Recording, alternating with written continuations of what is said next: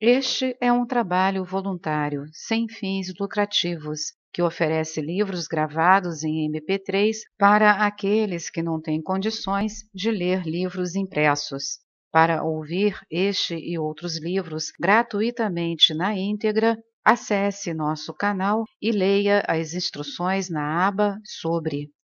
Este livro foi gravado para o uso exclusivo da pessoa com deficiência visual, não podendo ser comercializado de acordo com a Lei nº 9.610, de 19 de fevereiro de 1998. Às vezes, até os aspirantes se queixam de que Deus é parcial, que a alguns dá a oportunidade e lhes abre o caminho, enquanto a outros não mostra sua graça. Sri Krishna responde a isto no Bhagavad Gita. Eu trato por igual a todos os seres, não tenho preferências, nem desprezo a ninguém, mas os que adoram a mim, ao Senhor, estão em mim e eu neles. Sri Shankaracharya, comentando este verso, disse: o Senhor afirma que ele é como o fogo. Assim como o fogo não tira o frio dos que estão longe, mas o faz aos que se aproximam dele, do mesmo modo, Deus mostra sua graça a seus devotos e não a outros. Os que adoram ao Senhor, por causa desta mesma adoração, se tornam limpos de coração, um lugar apto para sua morada. Também, assim como a luz do sol, ainda que caia sobre todos os objetos, é refletida nitidamente em um espelho limpo, do mesmo modo, a mente pura do devoto reflete a luz de Deus mais que a das outras pessoas. Além disso, ele olha o fundo do coração do aspirante.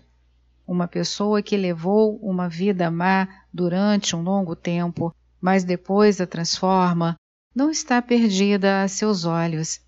Também esta pessoa pode chegar a ser santa, como afirma Sri Krishna no verso seguinte. Até se um malvado da pior categoria me adora com sua mente por completo dedicada a mim, deve ser considerada boa pessoa, pois tomou uma determinação correta. Logo se tornará puro e logrará a paz eterna. Ó filho de Kunti, proclama ao mundo que meu devoto jamais perece. Vemos assim que para Deus ninguém é desprezível nem condenável pela eternidade.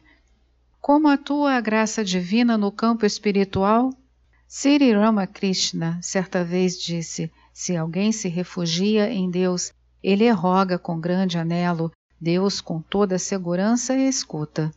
Com certeza lhe abrirá o caminho. Talvez o devoto não se case e assim poderá dedicar toda a sua atenção a Deus. Ou talvez seus irmãos ganhem o suficiente para a subsistência da família. Ou pode ser que um filho tome sobre si a responsabilidade da família. Então, o aspirante não terá problemas com o mundo. Poderá dar 100% de sua mente a Deus.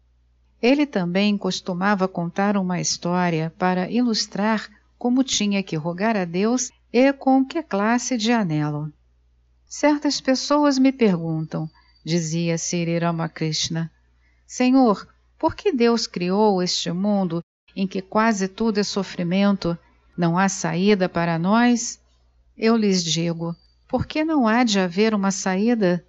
Tome refúgio em Deus e rogue-lhe com um coração anelante, pedindo vento favorável para que as coisas se arrumem. Se o chamais com anelo, certamente vos escutará. E depois contou a história. Havia uma vez um homem cujo filho estava a ponto de morrer.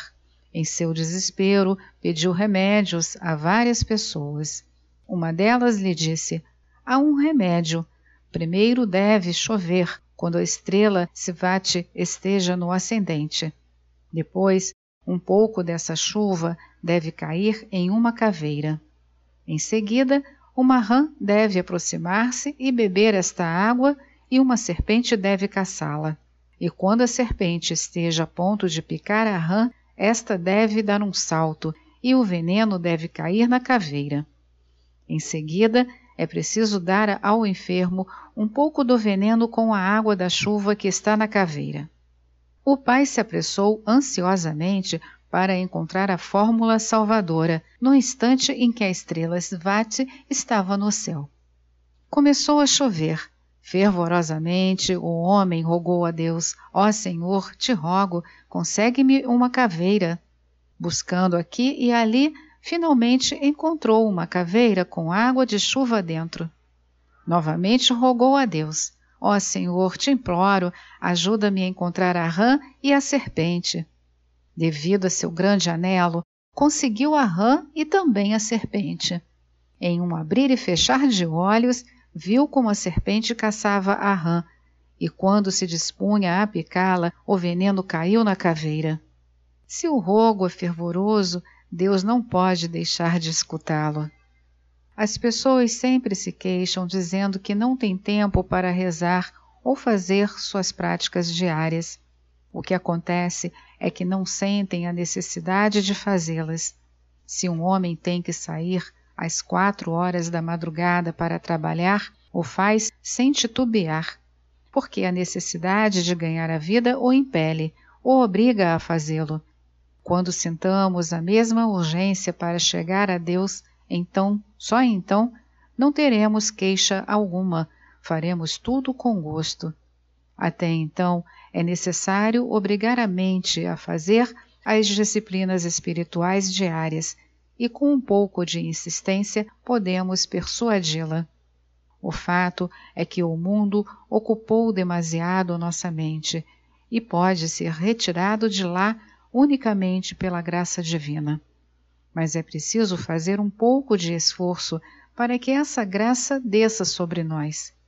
Sri Ramakrishna dizia: o vento da graça divina sopra sempre, é preciso soltar as velas para recebê-lo. Um pouco de prática das disciplinas espirituais é como soltar as velas. Quando Deus vê que o aspirante está realmente ansioso para avançar até ele, então Deus também o ajuda. Mais ainda, Sri Ramakrishna disse que Deus dá 10 passos até nós se damos um passo até ele. Quais são os impedimentos mais fortes no caminho espiritual? Sri Ramakrishna adverte que são a luxúria e a cobiça. São as atrações que mantêm em seu poder o ser humano. Preso na rede destas paixões, o homem sofre incessantemente, mesmo assim acha quase impossível livrar-se de seus tentáculos. Isto é Maya, ilusão. Uma pessoa resolve não cair na armadilha dessa ilusão, mas quando chega o momento não pode manter-se firme, pois são tão fortes as paixões e aquele que nunca tentou controlá-las acha muito difícil resistir às tentações. É uma luta tremenda e para a maioria, até para os aspirantes, dura quase toda a vida. O êxito nesta luta depende da graça divina. Se Deus não nos faz ver claramente onde estamos indo submetidos às paixões, não há como resisti-las. O Senhor nos ensina isto de várias maneiras. Apresenta diante de nós exemplos de vida desenfreada e suas consequências. Nos traz enfermidades e calamidades, nos põe em contato com pessoas santas e assim por diante. Em nossa vida, devemos ter passado por todas essas coisas alguma vez. Aprendemos a lição?